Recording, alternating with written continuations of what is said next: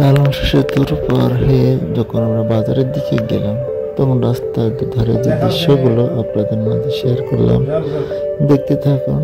ময়মনসিংহে যাওয়ার পথে আমি রাস্তার ধারে যে পাহাড় জিনিসগুলো দেখেছিলাম, তার কিছু দৃশ্য আপনাদের মাঝে শেয়ার করলাম, আপনাদের ভালো লাগবে।